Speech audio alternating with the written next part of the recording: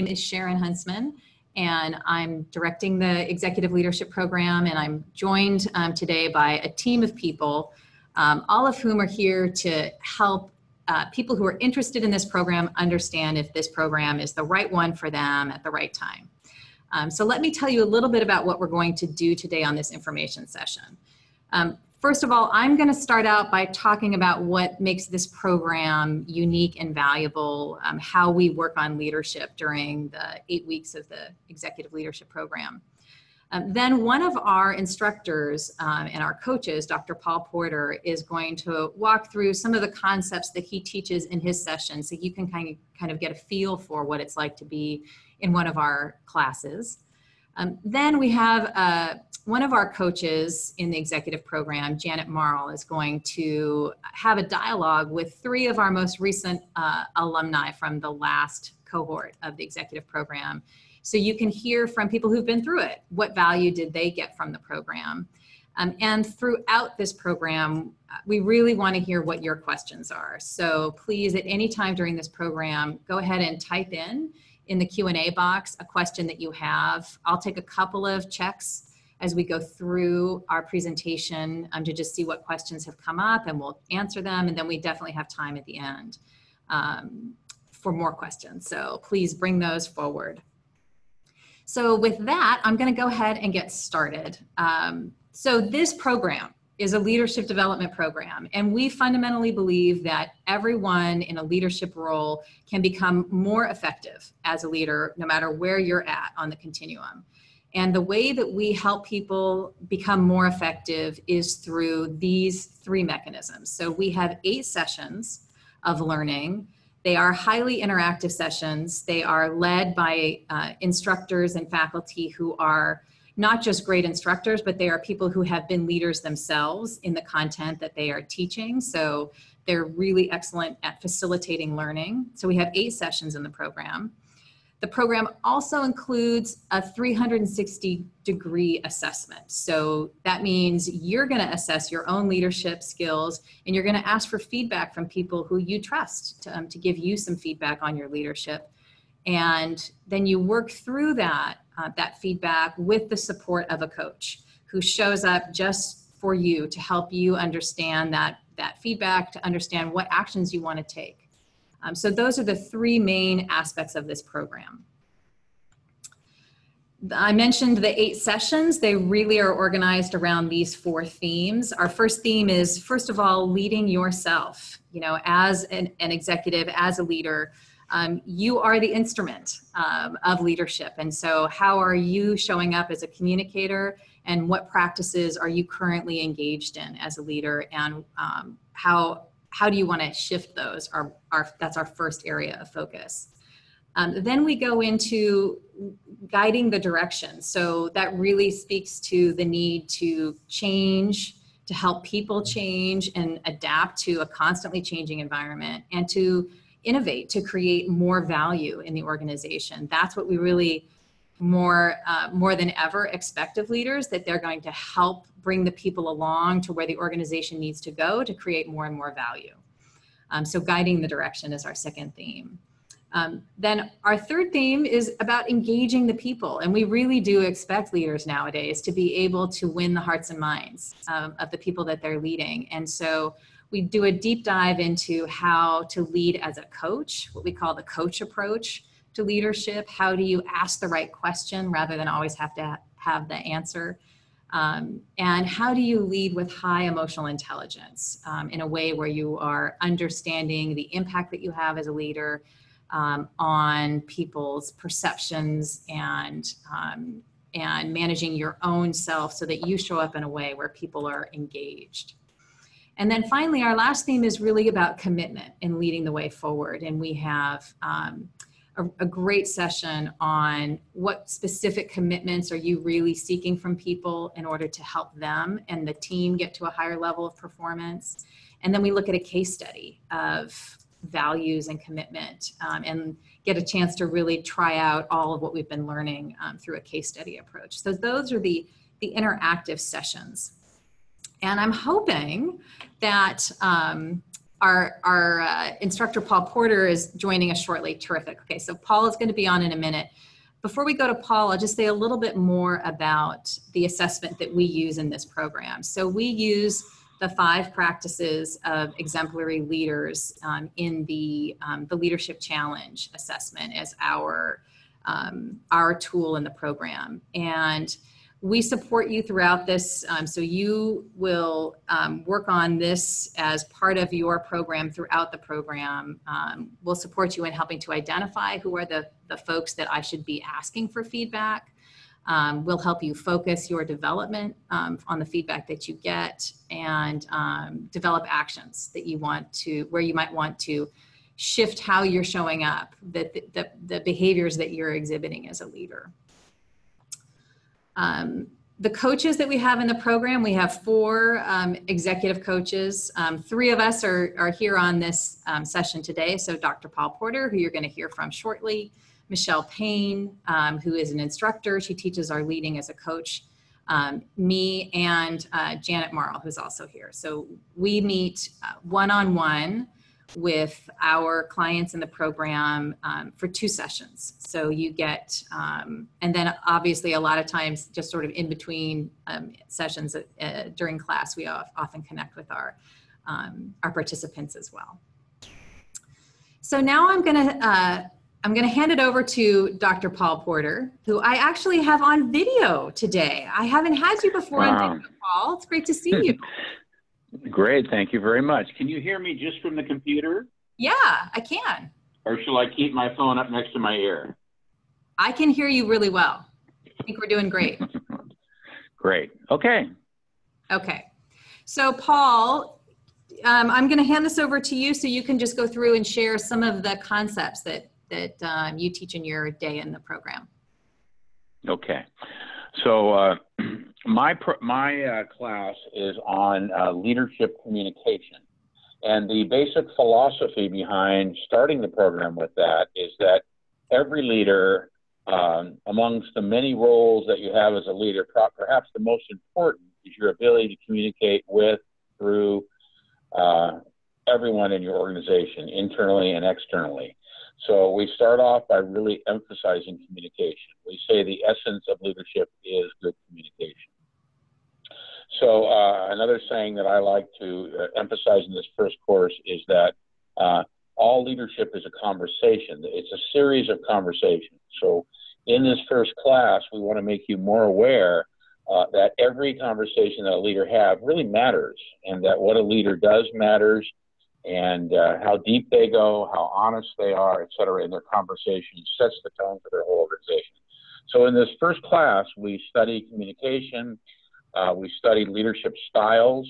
We'll take a look at different leadership styles, and we will ponder the question, what's the most effective leadership style? That's a tough question. Is it more assertive? Is it going around and greeting everybody and asking them how they are, or hugging them, or whatever? What's the best style?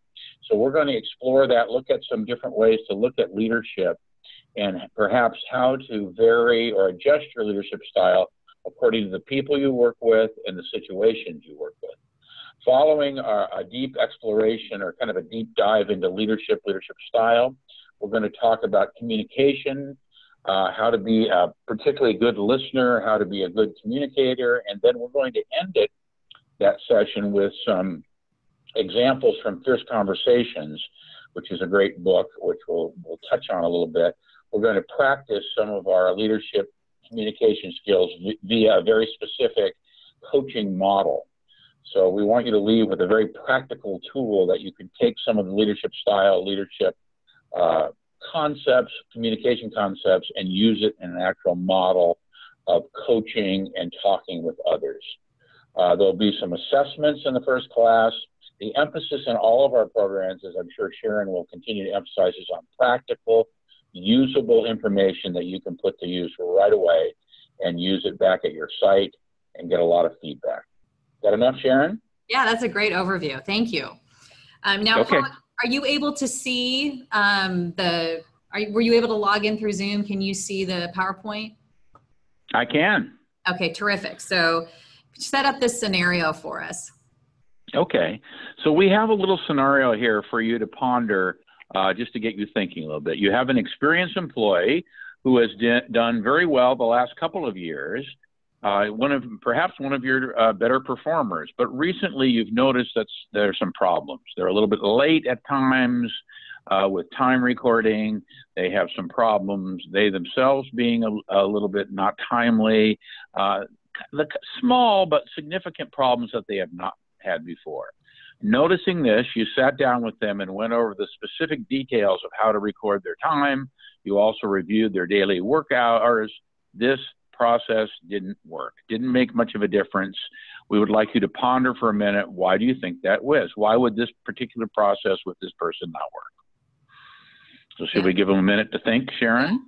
So you have a high performer, they're slipping a little, you restate what the goals are or what the technical details are, and there's no change.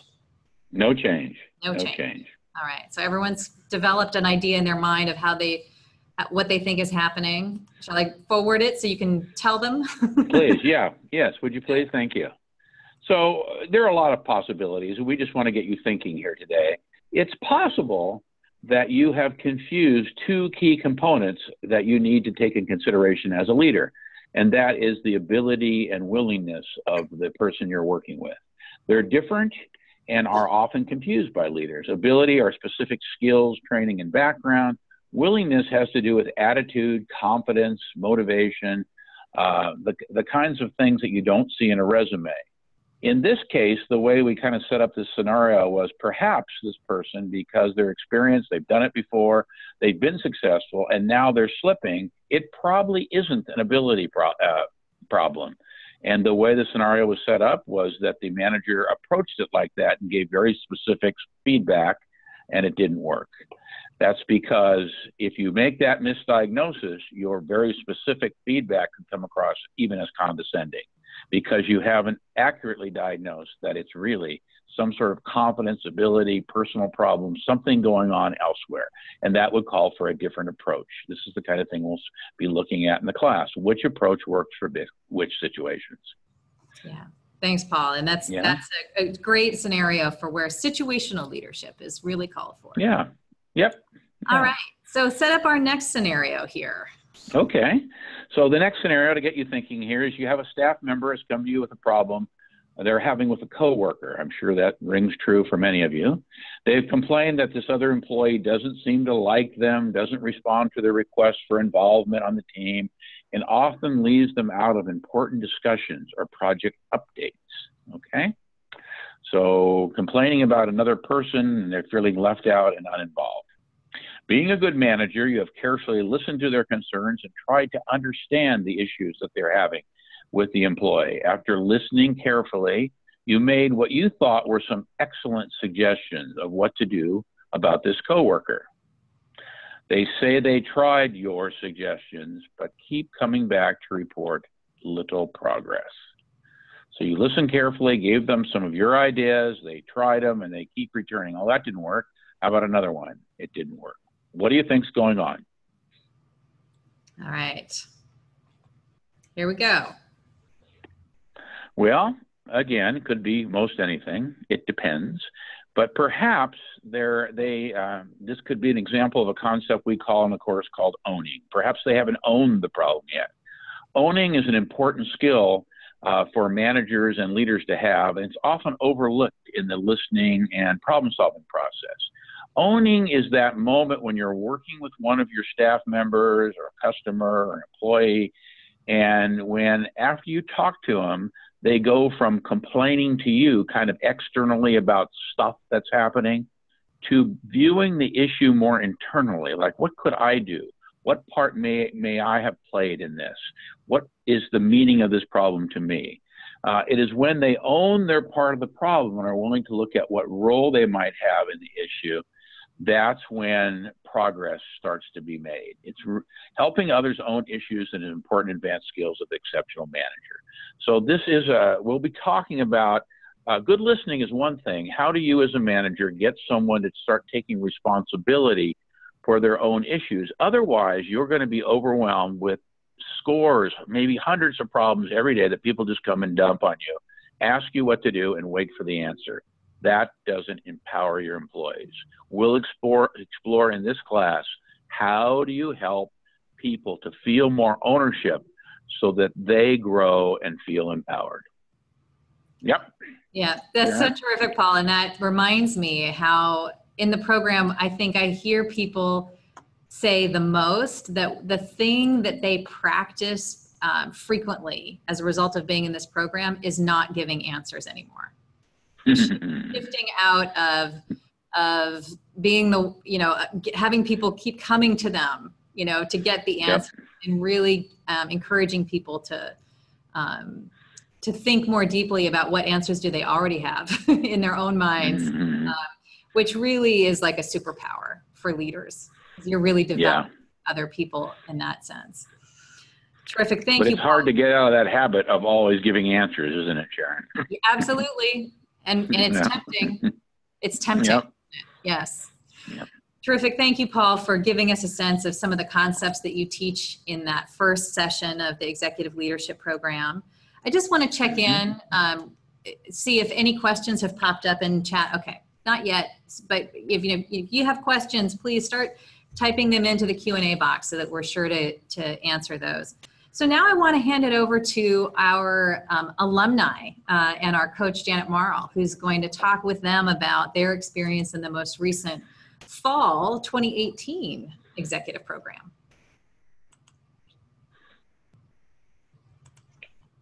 Thanks so much, Sharon, and welcome everybody online. I hope that this is going well for you. Today we have 3 wonderful leaders online with us. One of them is Chad Thompson, who is the owner of Reading Countertops. And then we have Brian Wallace, who is on camera here. He is a leader with Kiefer Consulting in Fresno. Not Fresno, in Folsom. And then we have Dee Alvarez, who is a branch manager with Cal Prison Industry Authority. They all represent very different types of organizations, and they all bring wonderful perspectives. So I'm really anxious for them to join the conversation here. To start us out, Dee, I'm gonna start in with you. I want to kind of do a little bit around for you guys sharing what your takeaways, what was a big takeaway that you had from the program. So Dee, let's start with you. What was yours? Sure, thanks Janet. So one of the major takeaways that I took from the program was the span of industry knowledge and experience that we were afforded in the program. And Paul Porter touched on it during his presentation as far as having practical information made available to us. Each week we had a new guest speaker with certified industry knowledge that really helped to close the gap on a lot of uncertainties or just internal questions that I would have as a leader, but really didn't know where to go to get that coaching or consulting.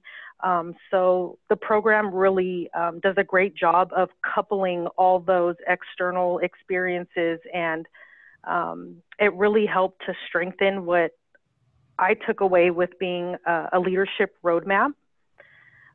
So that was one of my biggest takeaways.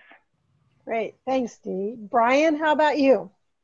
Yeah, for me, the most significant takeaway is I walked away from this course with a stronger interest in working on myself. The importance of sharpening the saw and doing that self-assessment and that introspection. It's more important to me than it ever was before.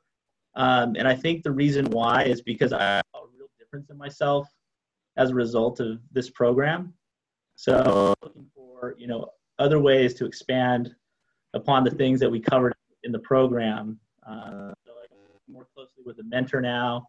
I'm looking at doing more personal coaching, reading more. It's really helped me a lot. I found that, by making these investments in myself, I'm a better communicator. I'm getting the, I'm working better as a leader. So so for me, the takeaway is really just continuing and basically taking what I hear and doing more with it. Thanks. Chad, how about you? Can you tell us about an experience that you had that was a big takeaway? Yeah, absolutely, Janet. And I kind of want to elaborate a little bit on what Dee had mentioned, because I would say that one of the things that I truly valued at every session down there was the I'll call it your networking opportunities. So you got a room full of professionals from every different spectrum you can kind of think about, and I valued those opportunities of breaks or the breakout sessions where we're working in small groups and we're talking together, where it just be one or two people, or working in a larger group. There's a lot of knowledge that can be gained and shared in between sessions and during the sessions that I, every single time I walked away from one of our classes, I had grown and I had learned something from somebody different. So not only were the presenters phenomenal and just shared a wealth of information, and we've got a great wealth of information in the packet of information that we have, you create this network, and you got to leverage it, and you got to take advantage of those opportunities. And I think that was one of the greatest experiences that I had in being able to just work with so many different people from across all different business sectors and segments, from private to the different segments of the public sector, that were really beneficial. So I really valued that. Yeah, it's like every cohort is a rich one. That's for sure. Every cohort has a rich mix of really talented people in it. How about the professional impact? You know, that you got your takeaways of what you learned, but then when you take that learning into your own professional world, what kind of impact have you experienced? Dee, how about you? So this one's personal for me. So one of the things that surfaced for me during this program was how I showed up during emotionally charged professional settings and situations, and when high stakes were on the table. And I think that a lot of the trainings helped you see yourself from an outside perspective, because like Chad mentioned, you're working with a breadth of folks that come from different experiences and professions, coupled with the learning or the trainings that we're getting in the program, really helped me to see myself from an external perspective, if that makes sense. And so I was able to start removing the personal out of my professional situations and settings. And I don't know if anybody in my current organization, because I'm still relatively new, would have really been able to bring that to my attention.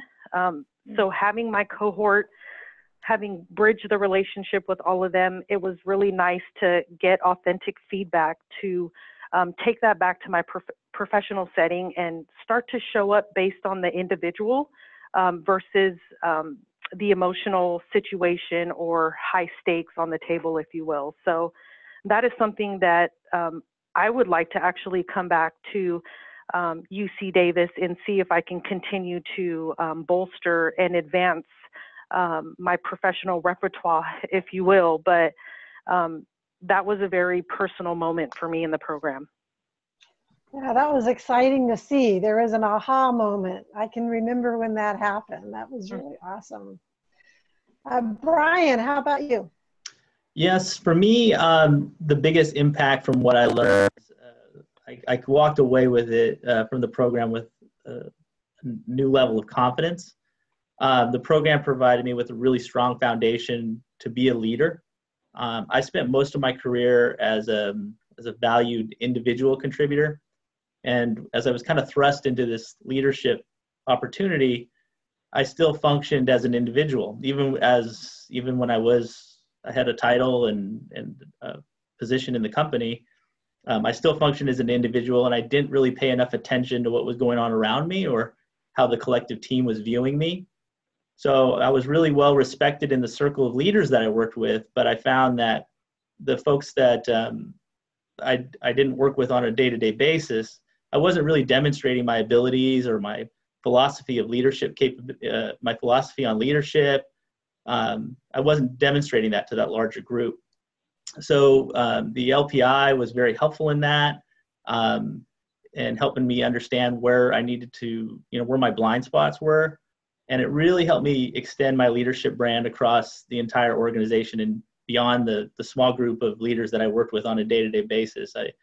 I have more of a reputation out of kind of the larger organization, and it's that was a big impact for me. So. Thanks. Chad, how about you? Yeah, so for me, going into this class and this workshop, I had just began a pretty significant process change within my company. And so the timing of the executive leadership program was perfect, because each week I was gaining something new and I'd bring back, and I was able to lead a lot of these changes. And one of the biggest changes that I had to make was how I managed and how I led the company and led my people. And Paul mentioned it just a few minutes ago about always wanting to give the answers. Well, that describes me. I was the one coming up with and identifying the problems and coming up with the answers and just kind of telling people what to do. And so one of the big changes that allowed that I learned through this leadership program was how to lead and go through some innovative change and kind of coach or my people to where they were actually identifying our goals, developing the score matrix for each one of those goals, and then reporting on how well they're doing. And it allowed all of my team members to have such a greater level of ownership of their projects, of their activities, as opposed to just feeling like they were a little worker bee. And so that was the biggest thing that I've seen. And in the few months that I started, well, actually, I'll just say from the beginning of the leadership program to the end of the calendar year, we saw do some quick math here. We saw a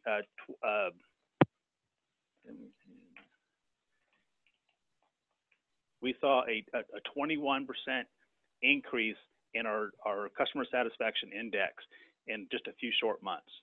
And it brought it up into the high 90s%. And the whole team is so incredibly proud of that. And it's because of what they did, not me. Wow. I'm looking at Brian's face going, 21%. I want to get some of that. That's awesome. Congratulations on that. That is a phenomenal achievement. So the last thing I would like for you guys to comment on is, what was the most benefit you received? Obviously, Chad, you've got a great increase in customer satisfaction. You guys have already mentioned a few things. When you kind of sit back and reflect, what was the biggest benefit or the most important benefit? What comes to mind? Dee, we'll start with you again. Okay. So my biggest benefit that I've named the bait and hook, because this happens during the initial onset of the program, were the LPI 360 coaching sessions. I was a little nervous at first, knowing that I was going to get direct reports, so my staff, observers, feedback, and that was a little nerve-wracking in itself. But then to have to talk to Janet, you're not a complete stranger now, but you were my coach, and at the time, it was really early on, and I thought, how in the heck am I going to be this vulnerable and transparent with someone I just met? But clearly,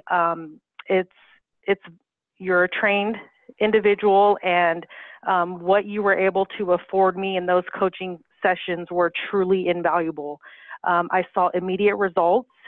I appreciated your candid feedback, because that's what we need. Those of us that are in leadership positions, aspiring executives, and or in executive roles, that's what we need to be, that's what needs to be brought to our attention to be effective and to create the next generation of leaders under us. So That to me was the biggest benefit, and something that I continue to rave about in my organization for those that are considering the UC Davis Executive Leadership Program. Please don't remove this component from the program.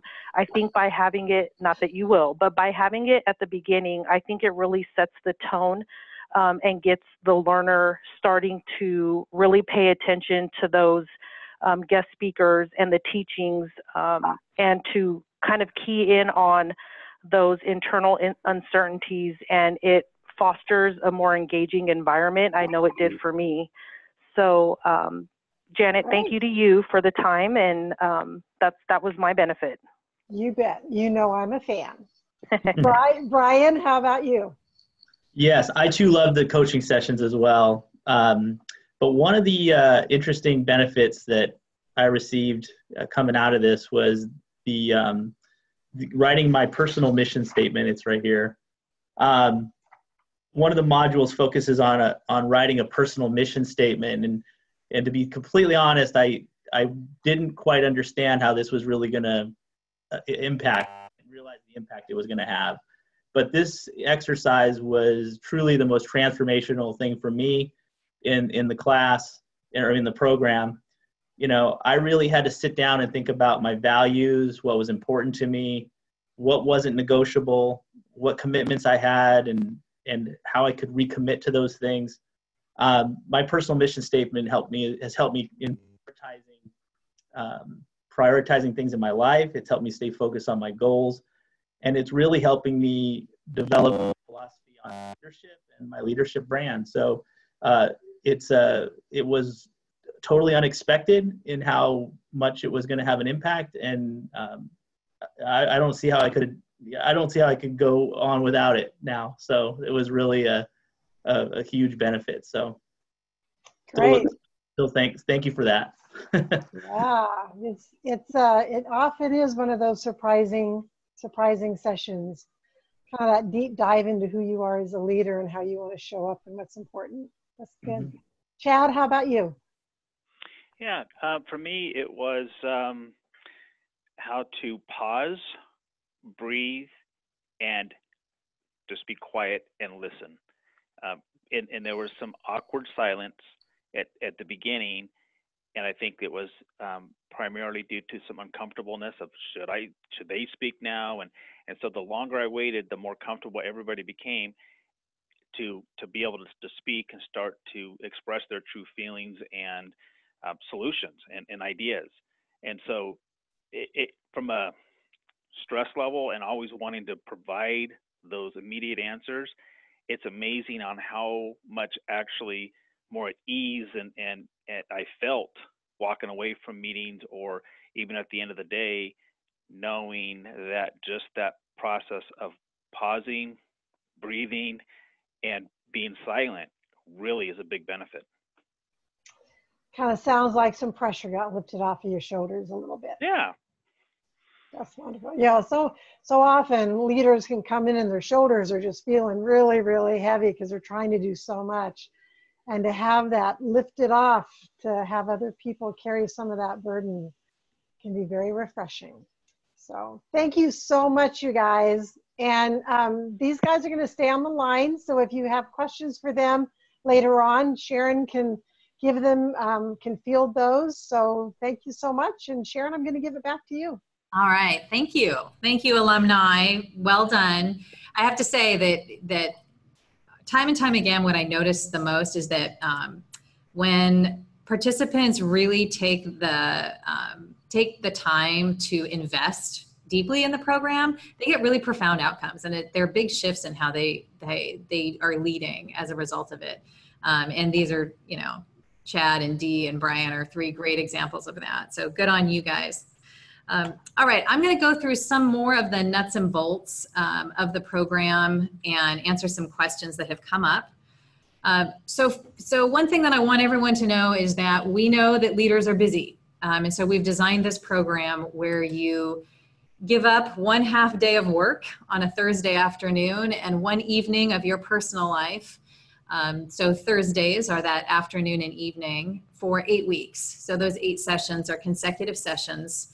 in our spring program from March 28th to May 16th. And I think it's intensive, and I'll invite the alumni later to weigh in on that. It's intensive, but it's doable. And doable in the sense that you're not, a lot of executive programs will take you away in residence. And so you'll be away for 5 days learning, 40 hours worth of content with no chance to apply that.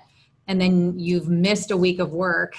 And then you come back and you have to get caught up on that week of work that you've missed, and you've already forgotten half of what you learned, right? So we really designed this program so that you can learn a little, apply a little, learn a little more, apply a little more, and over the course of 8 weeks, really make some changes in how you are leading.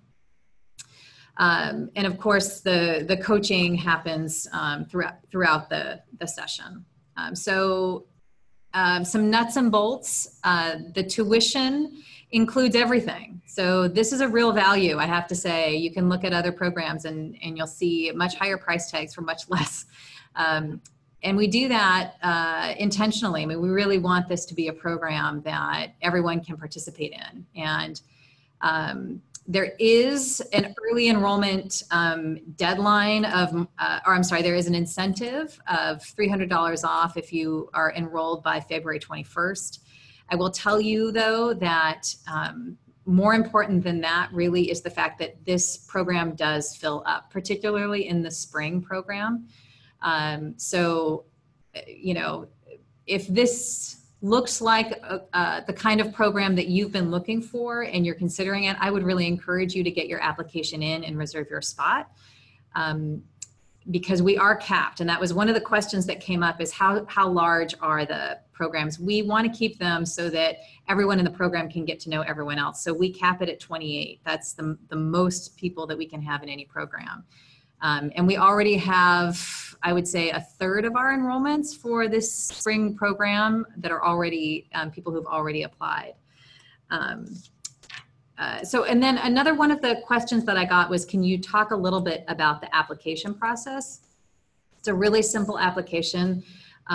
What we ask in that program is really, or that in the application, how many years have you been managing others?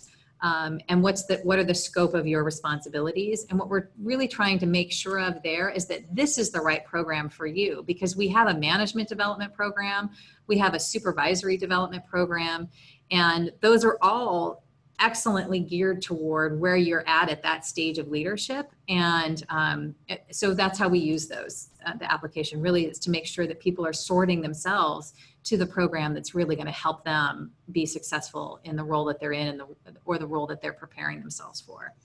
And on that note, I will say that there are plenty of people who are in the early management who see themselves in the next year or two advancing, and so they want to take this program as a way of preparing for that role, and that's an absolutely appropriate way to go about your own development as a leader. So we welcome that. So I think there was another question about can you speak to whether or how this program would compare to an MBA? And what I think is really true about an MBA program, in addition to it being academic and several years, is that in an MBA program you're really learning the technical skills of managing financial and marketing, and in this program you're really focusing on yourself as the instrument or the tool of leadership. So this program is really focused on you, who you are as a leader, and what leaders do to be effective in leading people and teams and an organization toward a more powerful future. And I think it's entirely consistent with an MBA. So there are many people who've come through our program who have an MBA already, and they want to now focus in on their personal leadership skills. And at the same time, you don't need to have an MBA to go through this program. We've had people who haven't ever had an opportunity to get a college degree, but are quite successful professionally and come into this program because they want to take their success to the next level. And they're perfectly skilled and capable of engaging in this material. So that is what I would say about that. So Bridget, have there been any other questions that have come in? And questions is particularly for our alumni or for our instructor, Paul Porter. Yes, there was one, and that is geared toward Brian. And it said, can you please see if Brian wants to share his mission statement? Ah, Oh, sure. Brian, you're under no obligation, but if you want. Sure. Sure.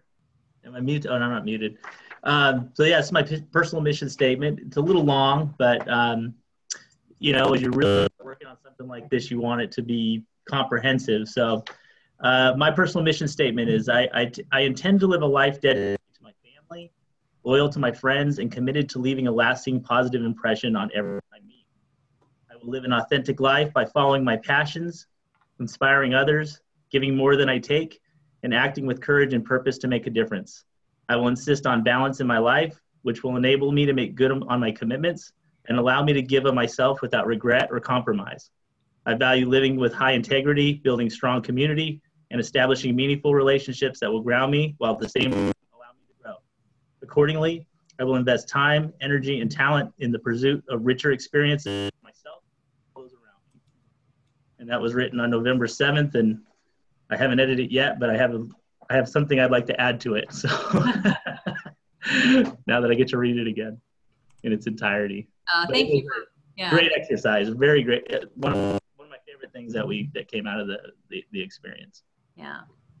Brian, we're getting a weird buzz on your audio. Oh, sorry. And I'm not sure that there's anything we can do about it. Oh, sorry. No worries, no worries. I want to just pose to you, like, how often do you find yourself thinking about that mission statement?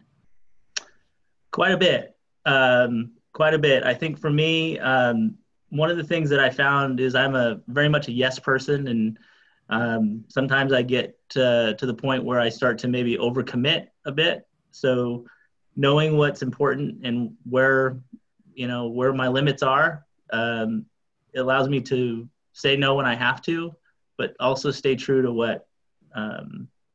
Stay true to my mission, to what's in my heart. So great, thank you. Thanks.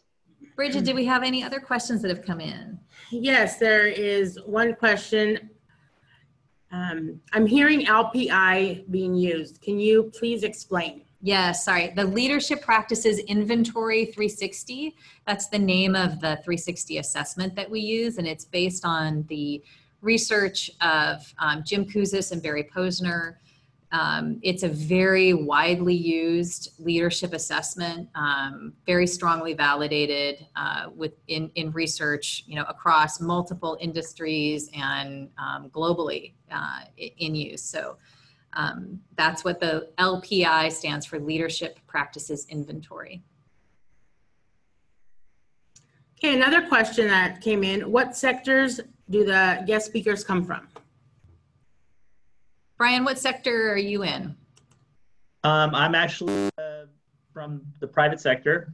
I work for Kiefer Consulting. We're a IT consulting firm, partner. I'm the director of marketing here. Okay, terrific. And Chad? Also in the private sector as a small business owner in the construction industry. Yeah. And Dee? I work for the state government, and I oversee a statewide program training our offender population in our correctional institution system. And I will say this is a pretty typical mix for us in the executive program. We tend to have leaders from all different kinds of industries. It really reflects who's in our region. And as diverse as everyone is in the backgrounds that they have and the roles that they're in, they have in common the leading of people.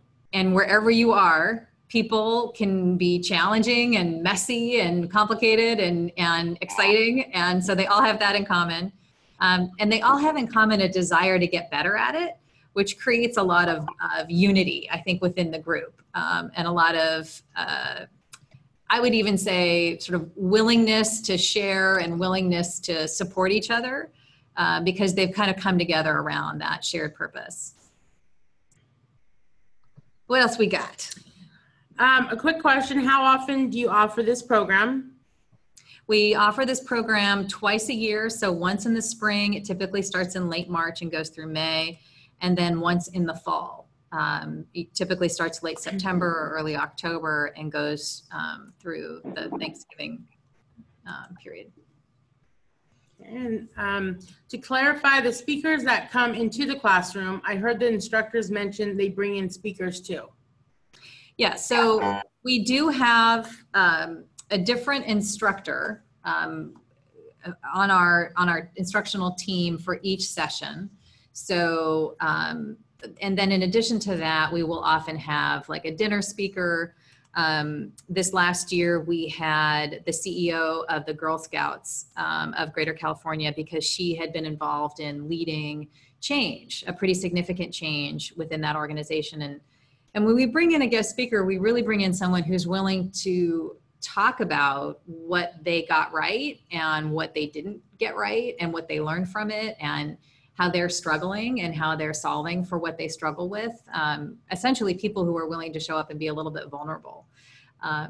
And so we typically will have that kind of an experience. The instructors in the program are all people who have subject matter expertise. So you've met Paul Porter.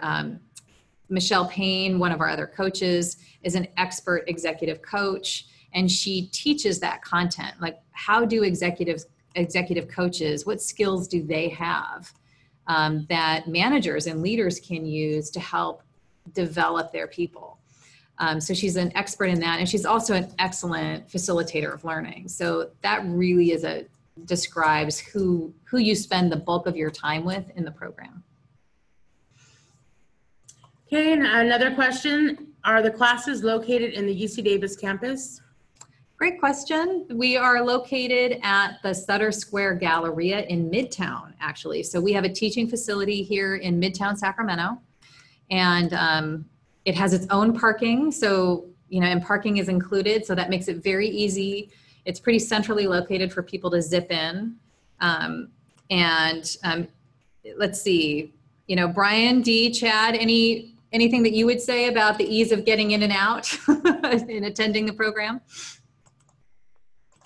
For me, it was real easy. I would drive down from Reading on Thursday afternoon, spend the night Friday, and come back home Friday night. But parking was great. Location was great.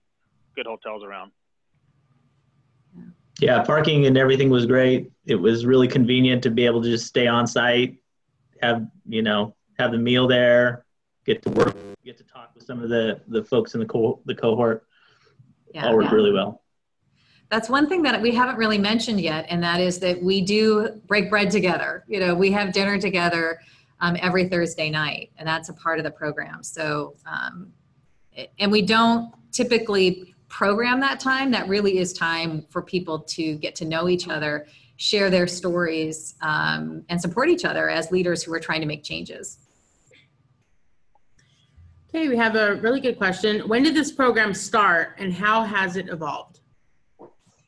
Oh my gosh, this program has been in existence for over 40 years. And so, I'm familiar with some of those evolutions, but not all of them. So I've been involved in the program since 2012. And the topic of innovation is something that's new since 2012. I think, at this in 2019, I think innovation is something that everyone is expecting to hear about and see from a leadership program. And certainly we were early in doing that.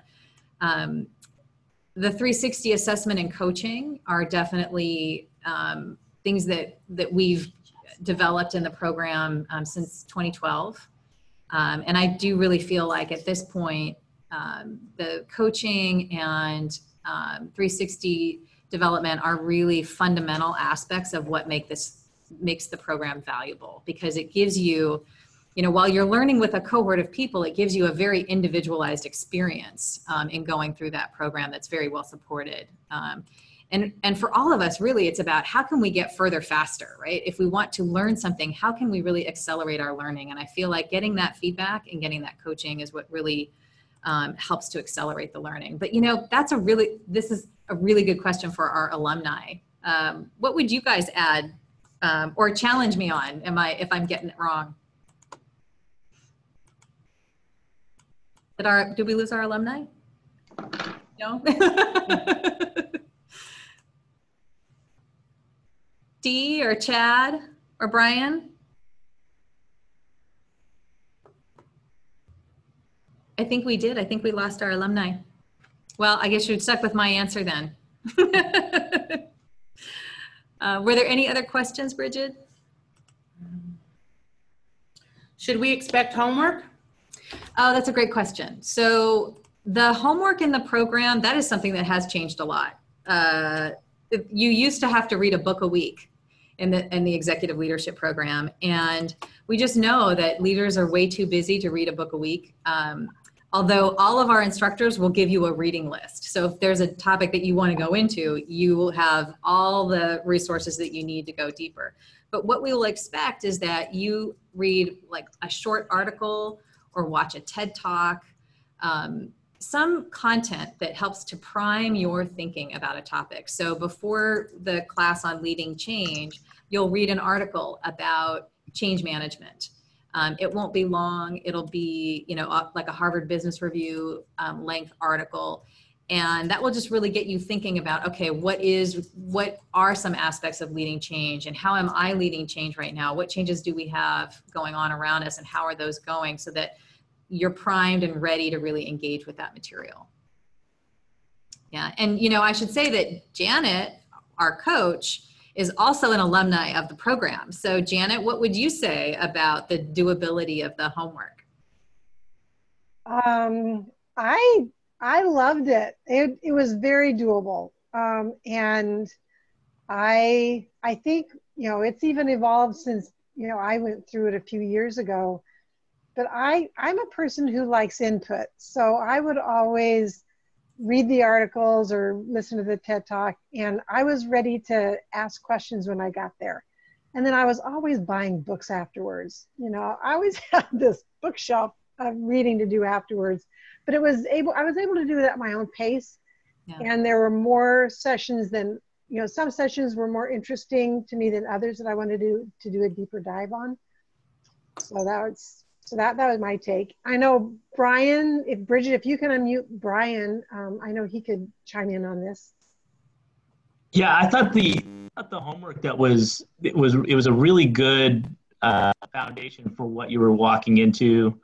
And I usually do either the reading the night before because so it would stay fresh, or I would do the reading before the class in the morning. But the stuff was really engaging. It really lent itself to the actual content that was going to be delivered in the actual module. It was a great way to kind of get some orientation with the topic prior to getting into the class or going into the module. Yeah.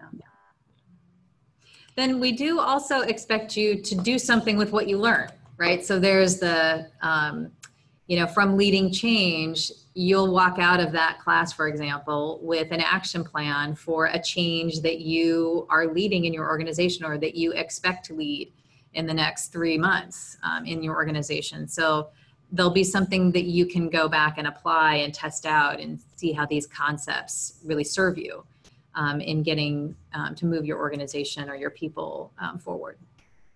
And Sharon, I think the innovation as well, and with that change, is what problem are you trying to solve right now?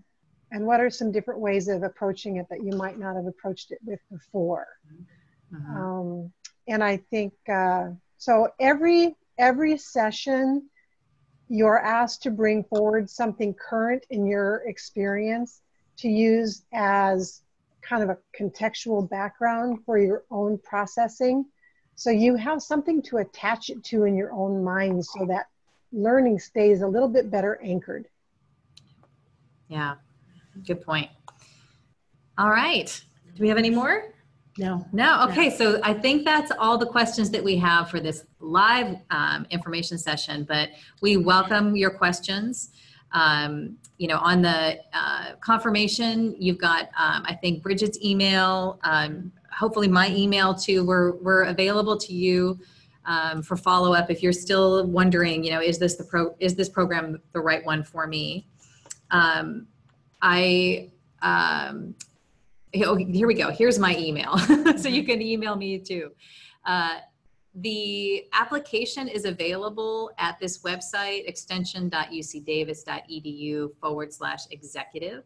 So please feel free to follow that link to get to the application. Like I said, if you want to reserve your spot, I do recommend applying early because it does sell out. And because it's a slightly different format, spring, it's 1 day a week for 8 weeks. In the fall, it's Thursday afternoon and all day Friday every other week.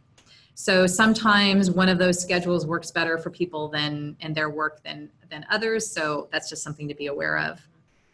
And then I also want to let you know that if you have colleagues in your organization who are interested in leadership and development, but maybe not this executive program, we do have other, like I said earlier, a management development program, a supervisory skills program.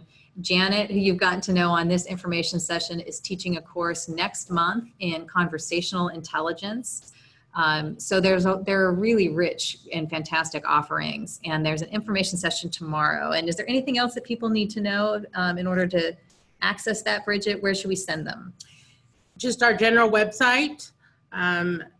If you go to live info session, you can register right there online.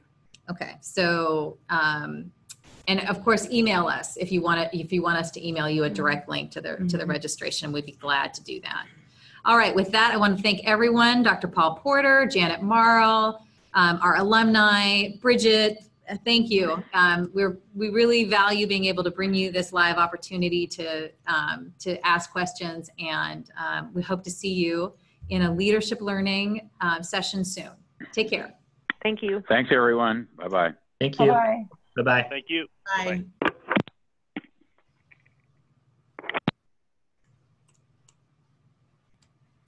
Okay.